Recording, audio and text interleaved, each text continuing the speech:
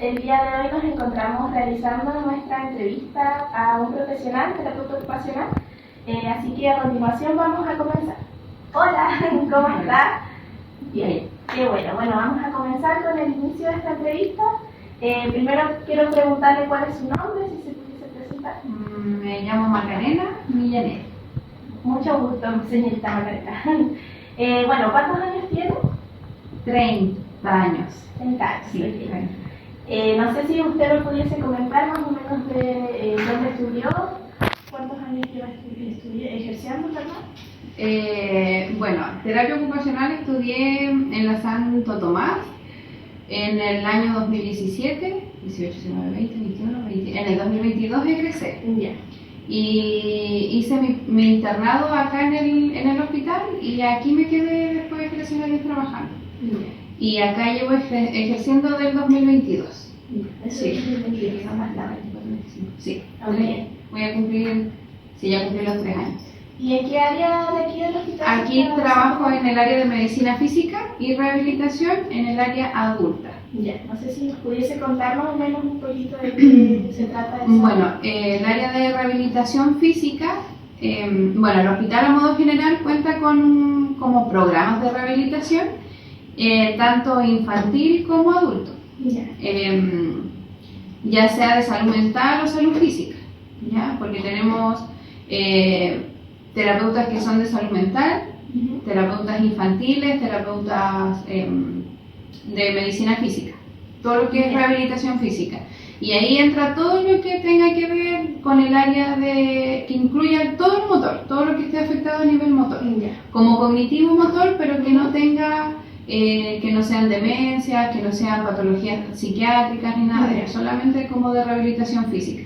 Entran todos los pacientes traumatológicos, los neurológicos, lesionados medulares, Guillain-Barré, o un montón de patologías. Sí. Y ahí nosotros nos dividimos, el trabajo se realiza como por piso.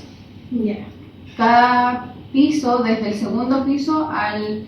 Bueno, el séptimo es pediatría y ahí están todos los colegas que son de pediatría, que incluye oncología, eso, y UCI pediátrica creo que igual está, y pediatría en general. Sí, pero eso es séptimo piso. Y nosotros llegamos del segundo al sexto piso. Y eso, pues, somos un montón de terapeutas. Somos como más de 20 colegas, aparte de los de salud mental. Sí. ¿Y qué fue lo que la motivó a estudiar terapia ocupacional? Bueno, esto yo siempre lo digo, a mí nada me motivó. Porque solamente, es que yo estudié antes técnico en enfermería. Estudié y trabajé. Yo llegué a este hospital a los 19 años a trabajar. Y de ahí que estoy trabajando. Aquí. Entonces, como técnico trabajé muchos años en la UCI, de aquí mismo del hospital, y quería seguir estudiando. Porque no me veía como 30 años de mi vida haciendo lo mismo, entonces yo dije, ya voy a seguir estudiando. Me fui a la Santo Tomás, porque ahí estudié el técnico también, y me convalidaban algunos ramos, entonces yo dije, ya voy a ver qué hay para estudiar. No quería enfermería porque no me gustaba enfermería. Entonces me fui a estudiar, y de repente salió un folletito que decía terapia ocupacional. Kinesiología no me gustaba. Y dije, no sé qué es eso, inscríbame. Así, a ojos cerrados. Sí, así que justo había, por arte de magia, bueno, fue el señor, pero que justo ahí había un puesto con matrícula gratis y rebaja de arancel, porque como había sido alumna ya de la Santo Tomás, entonces se abrió todo, gracias a Dios, para estudiar terapia. Hasta el cuarto año de universidad entendí lo que hacía un terapeuta ocupacional. Antes no entendía. Yo solo era pasar ramos, estudiar y pasar ramos, nada más. Hasta el cuarto año entendí qué hacía un terapeuta ocupacional, cuando ya empezaron como las prácticas, en el internado y todas esas cosas. Sí, me imagino que cuando uno ya está inserto en el área, uno recién empieza a ver como todas las aristas de la terapia. Así que, ¿qué me motivó? Nada, si literal entré a ciegas a estudiar. Y actualmente, ¿qué es lo que más le gusta de la terapia, como lo que más le capta? Que los pacientes, que vuelvan a ser en parte de lo que eran antes. Porque vemos pacientes que son como neurológicos, o no sé, un traumatológico, que te llegan lesiones, no sé, de tendones o fracturas, y que no puedan el simple hecho de lavarse los dientes, de agarrar un cepillo y que tú lo rehabilites a tal punto de que me digan al otro día, ¿sabes qué? Hoy día sí tomé mi cepillo, sí tomé la pasta de dientes, sí me pude lavar los dientes solo. Eso uno ya lo tiene, es lo que más me motiva, que los pacientes vuelvan a retomar lo que más puedan sus actividades funcionales. Bueno, ahora seguiremos con otras preguntas de los primeros años de universidad y la formación. ¿Cómo fue su transición de la universidad al campo laboral? Cuando egresé de la universidad, no entré de lleno a trabajar como terapia, ya, porque hay que esperar el proceso de que te llegue el título, porque sin título no te reciben en ninguna parte. Entonces eso por lo menos se demora unos 2 meses, porque es un certificado que viene firmado de no sé dónde de Santiago y se demora caleta. Más encima hay que pagarlo. Entonces, mientras que juntas la plata que lo puedes llegar a pagar y que te lo envíen, se demoran, yo estuve como 4 meses más o menos haciendo como todo ese proceso. Y en ese proceso me puse a trabajar, seguí trabajando como técnico. Y después cuando ya tienes el título en la mano, ahí recién te crees el cuento y dices, wow, sí, soy terapeuta ocupacional. Y al ingresar al campo laboral como terapeuta igual es difícil, porque la pega no es que tú levantes una piedra y listo, tenés un puesto de trabajo. ¿Ya? Hay muchas áreas, mucho campo laboral, pero es todavía la terapia un poco desconocida, porque se interpone mucho con los kinesiólogos. Entonces uno dice, ¿cuál es la diferencia? Entonces, si nosotros como profesionales de terapia no sabemos hacer la diferencia entre un kinesiólogo, entonces todavía nos queda ahí un poco como educar más a la población la importancia que es un terapeuta ocupacional en el proceso de rehabilitación. Tanto el fono, tanto el kines son totalmente importantes, pero cada quien se desempeña en su área. Pero insertarte en el mundo laboral después de egresado igual cuesta, porque tienes que ver ¿qué área te motiva más? Si es el área infantil, de infantil quizás es lo onco, o lo físico, o lo de salud mental, o quizás del área adulta, de la adulta, no sé, salud mental, laboral, porque también tienes el campo en el área laboral, o no sé, ¿cómo se llaman esto? Oncológico, ¿ya? Entonces es amplio el campo donde tú te puedes desempeñar, pero ¿qué actitudes tuyas te sirven para desempeñarte en lo que te va a motivar realmente a trabajar? Claro. ¿Y qué desafíos recuerda haber enfrentado al comenzar a trabajar como la terapia ocupacional? Yo creo que los conocimientos, porque si bien la universidad te entrega como algo no tan en detalle, es algo más amplio, que abarca muchas áreas, que te forman de cierta manera bien. Algo que destaco de la universidad, sin hacer publicidad, donde estudié, pero que te forman con los conocimientos más actualizados. Entonces eso es súper fundamental, porque cuando tú ingresas al mundo laboral, ingresas sin saber nada. Porque, o sea, cuando yo ingresé aquí, y me mandaron, por ejemplo, a trabajar a un quinto, un sexto piso, y tú tienes el paciente ahí y dices, literal, ¿y ahora qué hago? ¿Ya? Pero ¿qué te salva mucho? Es la actitudinal, ¿ya? Eso es como crucial en un terapeuta, que debemos ser bien actitudinales, con una empatía gigante, con mucha personalidad, ya saber mediar las cosas, y aparte el conocimiento. Hay cosas que vas a saber, que tienes la base, pero nunca es suficiente, porque lo que te presenta el libro, hay cosas que son de librito, pero hay cosas que no, cosas que salen de la regla, y esas cosas que salen de la regla, tú dices, oye, no me prepararon para esto.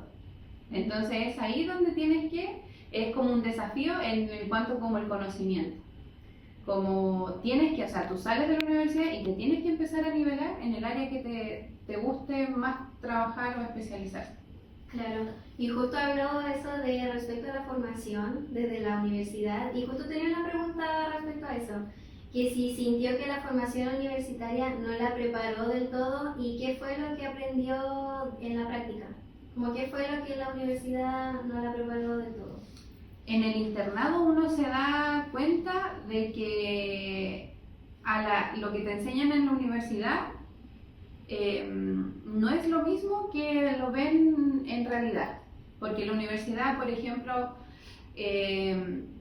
ya te enseñan las pautas de evaluación. Ya, por ejemplo, no sé, alguna pauta de evaluación cognitiva. Ya, existe esta y esta pauta. Que tienes que aplicarlo de este y ya, y practican y todo, te sale bonito y todo, paciente sano. Llegas a la realidad, el paciente es hipacúsico, no ve, porque no ve porque, no sé, no trajo sus lentes o por cualquier otra cosa y no te escucha, no tiene audífono.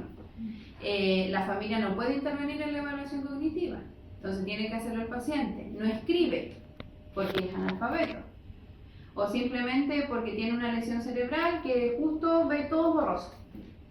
Entonces esas cosas no te preparan mucho en la universidad, de la realidad de cómo tú vas a encontrar el paciente. Porque practicar entre nosotros que estamos sanitos, gracias a Dios, es fácil y la pauta va a salir bien. Pero cuando tienes este caso de paciente, entonces, ¿qué dices? ¿Qué hago? Ya, el paciente no escucha. ¿Cómo le aplico la pauta? No ve, no escribe, ¿cómo lo adapto a esa pauta? O sea, si esa pauta es muy de alto grado cognitivo, no sé, porque el paciente es analfabeto, no tuvo ningún grado de educación, pero existe alguna otra pauta que me diga, ya, no sé, esta pauta se hizo de más baja carga cognitiva, entonces algo así le puedo aplicar para que me dé como un piso a nivel cognitivo cómo está ese paciente. Entonces esas cosas, como ese razonamiento, tú lo empiezas a hacer recién en las prácticas laborales. Claro. ¿Y qué habilidades personales considera que le ha ayudado a desarrollar mejor como terapeuta?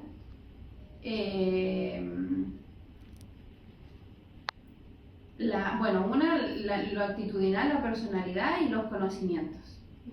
O sea, yo siempre he sido buena para hablar, siempre. Ya de que tengo uso de razón. Si de hecho en el colegio siempre me dejaban aparte porque hablaba mucho.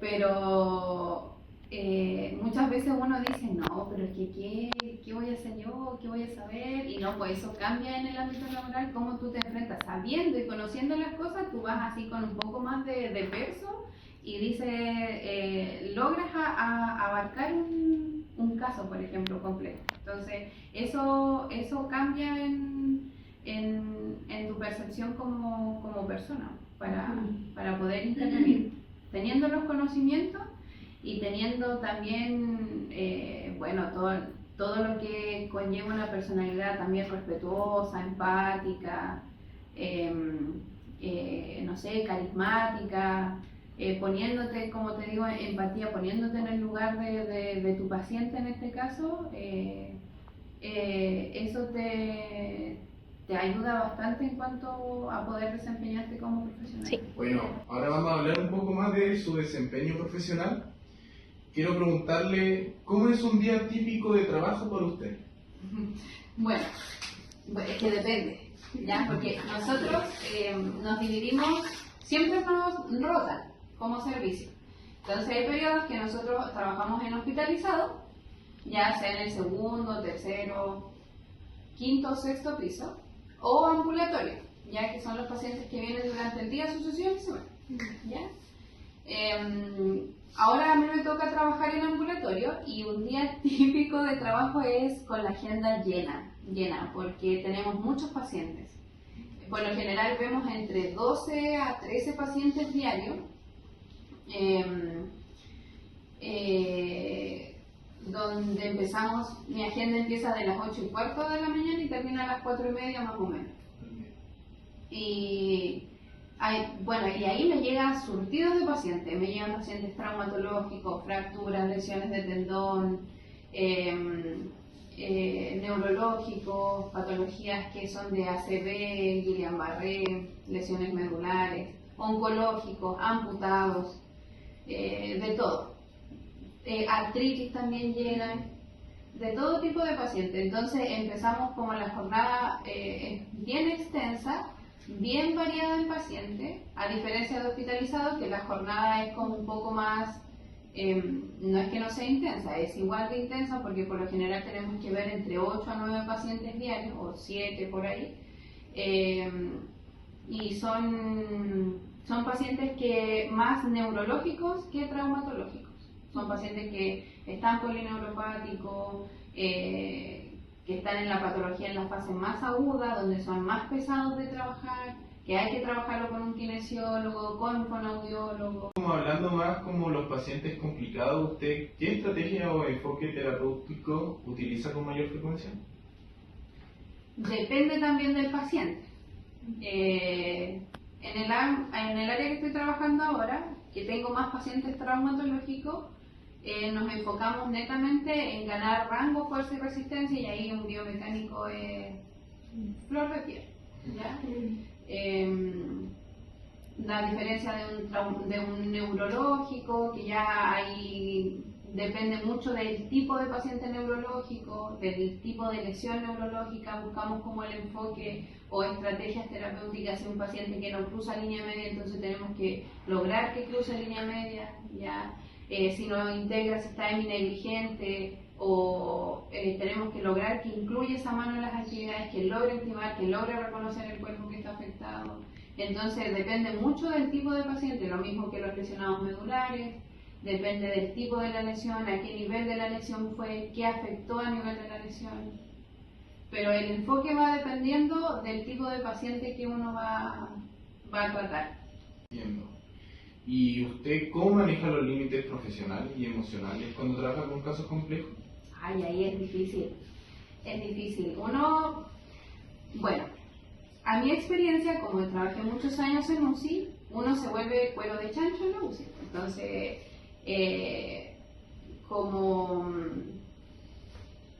como la muerte en mis pacientes UCI, siendo técnico, estaba como a flor de piel, todos los días moría, y todos los días muere gente en ese lugar. Entonces como que logras hacerte como una coraza, pero hay casos y casos que de verdad que te conmueven. Y en ambulatorio o en hospitalizado es como similar. O sea, cuesta no involucrarse con los pacientes, porque al final los ves tanto tiempo que no logras no involucrarte un poco más. No es malo no involucrarse desde mi punto de vista, pero tiene que haber un límite entre lo profesional y cuánto más yo doy de mi vida personal.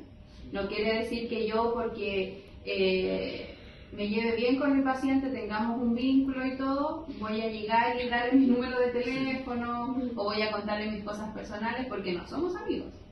Él es paciente y yo soy su profesional, pero no quiere decir que a mí no me importe la vida de ese paciente, porque él está viniendo a rehabilitación, porque él quiere recuperarse, porque él quiere volver a trabajar, ¿ya? O porque la familia no puede cuidar de ese paciente, porque tiene que volver a, no sé, al solo hecho de volver a mover su mano, o porque tiene que volver a ponerse una polera, ¿ya? No quiere decir que no me pueda involucrar. La línea es muy delgada, muy delgadita. Y la experiencia, los años de trabajo, te va dando también como los límites. Pero yo no digo que no es malo involucrarse, pero hay que saber colocar límites. Eso mismo le iba a preguntar, porque había una pregunta sobre el vínculo terapéutico que debería desarrollar el profesional. Y va con lo mismo que dijo, con los límites y todo eso. Exacto. Tu vínculo terapéutico es difícil, porque los pacientes tienen su propia personalidad y ellos llegan en la parada que ellos quieran llegar, ¿ya? Pero ahí están tus habilidades blandas.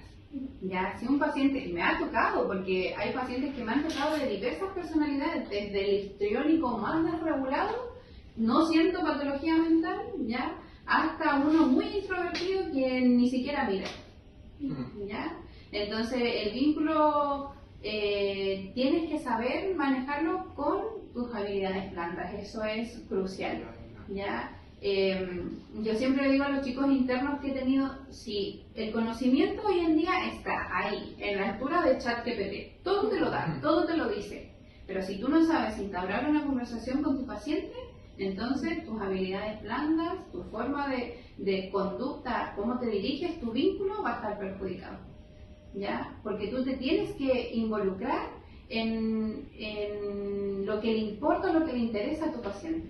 Si tú no me sabes hacer una entrevista y poder llegar a ese paciente, que él te diga, ¿sabe qué? Es que yo quiero volver a trabajar por esto otro, entonces no estamos haciendo el vínculo. El vínculo se forma desde la entrevista, desde cómo tú lo recibes. Por ahí dices, hola, don Juanito, ¿cómo está? ¿Cómo está hoy día? ¿Qué le pasó? Cuénteme, ya. No es que tú llegas, te sientes, ya, ¿qué le pasó? Y escribe, ya. Ni lo revisas, ni lo toca, venga mañana, ya. Es acercarte a tu paciente, ya. Y esto, chicos, esto depende mucho de cada profesional, ya, porque hay profesionales distintos. Yo soy como más así, más de piel, más de involucrarme, ya. Pero el vínculo igual depende de cada profesional, ya. Pero como les digo, es una línea muy, muy delgadita. Siguiendo con la relación con la terapia ocupacional, ¿usted qué valores o principios considera que son fundamentales para ejercer esta profesión? Empatía.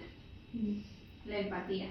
Eso es algo, desde mi punto de vista, es súper... Y el respeto también.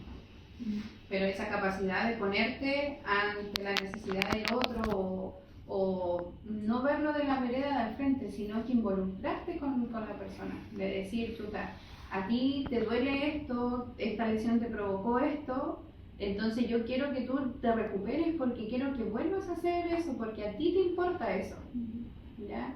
Es como dejarse de lado para que el otro pueda avanzar y uno ir avanzando ahí con él al ladito. Me imagino que igual debe ser complejo enfrentar día a día casos distintos. ¿Cómo usted mantiene esta motivación o separando la vida cotidiana como profesional? Me imagino que igual usted tiene días malos. ¿Cómo llega y enfrenta a estos pacientes a motivar, a como realizar los ejercicios y a surgir, pues, a estar Bueno, bien? eso no lo sé, es que yo soy cristiana. Entonces yo creo que Dios me da la fuerza de alguna forma para...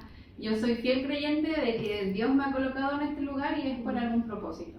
Entonces, y yo creo que al final es Dios que me da la fuerza. Todos tenemos problemas, pero la diferencia es que mi trabajo es mi trabajo. No es mi forma de vivir, no es todo lo que me define como yo, Macarena. Yo soy profesional, soy terapeuta ocupacional, pero de las puertas de mi trabajo hacia adentro, de las puertas de mi trabajo hacia afuera, yo soy Macarena. Soy Macarena, soy hija de Dios, soy cristiana, voy a la iglesia, tengo familia, me preocupo de mi familia y eso, ¿ya? Pero yo llego a mi trabajo, soy Macarena, la trabajadora, ¿ya? Entonces, eso es súper importante porque si bien nosotros pasamos todo el día metidos aquí, tener esta diferencia entre tu vida laboral y tu vida personal es súper importante para mantenerte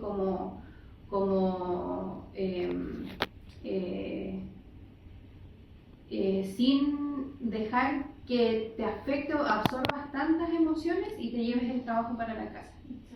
Los problemas de los pacientes para la casa, ¿ya? Los problemas de mi paciente quedan aquí, no los llevo para mi casa. No sigo allá pensando, oye, es que mi paciente esta hora no estará comiendo porque no puede moverse un poquito. No, ¿ya? Entonces, por eso esa línea es tan delgada que la experiencia te lo va diciendo, ¿ya? Entonces, el hecho de que tú puedas separar como esos dos ambientes sin dejar de ser tú o tu esencia como persona es fundamental. Claro. Y bueno, dentro de dejar de lado y esta delgada línea, me imagino que igual usted ha tenido experiencias o anécdotas que han marcado igual su profesión. No sé si usted pudiese contarnos alguna de ellas, en cortito, en resumen. ¿Cuál ha sido una de las anécdotas que más ha hecho como, wow, esto es lo que yo quiero hacer, esto es lo que me motiva todos los días? ¿Alguna rehabilitación de algún paciente con un usuario? Me imagino que son hartas. Sí, Son muchas. hartas, pero